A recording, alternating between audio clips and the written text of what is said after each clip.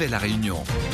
Nous, Olivier Bassan, Jean-Louis Rabou, Éric Michel. Seconde partie jusqu'à 9h-5. On enchaîne et on va aller vite maintenant. Ah oui, Alex, Pierre et Olivier certainement pour conclure ce débat et cette émission. Bonjour Alex. Bonjour messieurs. Bonjour Alex.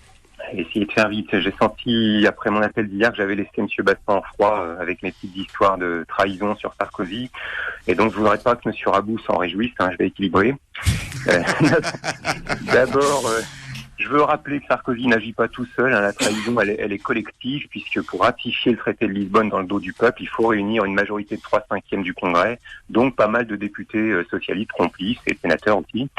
Il faut aussi les 3/5 pour modifier la Constitution, comme ça a été le fait en 2007, et donc je rappelle pour supprimer dans l'article 68 la notion de crime de haute trahison du président de la République. Bon.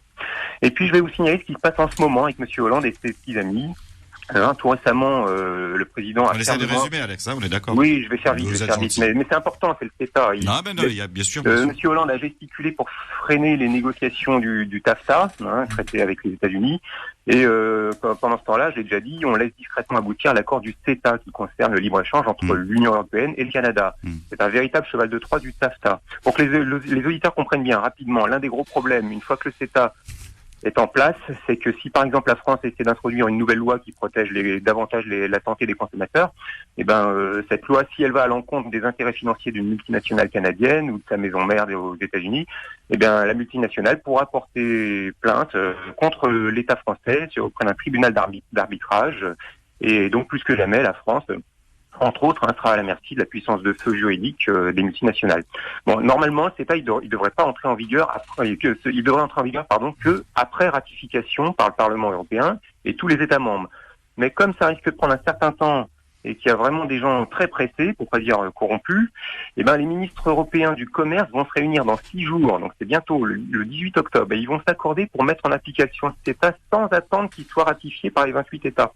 Et vu l'importance que ça a, ce CETA, vu toutes les complications juridiques possibles, si jamais il devait y avoir un État plus tard qui ne ratifie pas finalement, il y a en France des députés qui essayent de s'opposer à cette précipitation. Et il y a 3 semaines, vous avez même 77 députés socialistes qui ont mis leur carrière en péril, je vais dire, et qui ont eu le courage d'écrire à M. Hollande pour lui demander de renoncer.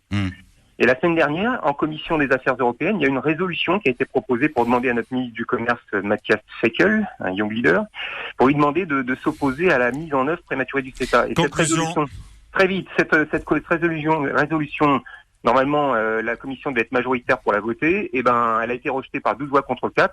Comment ça a été possible? Un technique socialiste ou soviétique, le matin du vote, ils ont fait démissionner 5 membres socialistes de la commission qui allaient voter oui à la résolution. Ils les remplacent par 5 autres membres qui, eux, votent non. D'accord, ça c'est les petits après le vote, effectivement, du pouvoir. Et vous concluez en nous disant... Après le vote, ces 5-là démissionnent et à leur tour pour laisser la place aux 5 premiers. Donc je vous laisse apprécier la manœuvre qui en dit long sur ce qui reste à nos députés comme liberté d'action. Merci, bonne journée à vous Alex. Bonne à journée. bientôt sur quelle réunion et merci de vous avoir bousculé et merci d'avoir compris voilà que je vous ai bousculé. Remettez dans l'ordre. Voilà. Remettez tout dans l'ordre. Que je vous ai bousculé un petit peu pour arriver à la conclusion, mais le temps est très très court maintenant. Sur RTL Réunion, on refait la réunion. nous, Olivier Bassan, Jean-Louis Rabou, Éric Michel.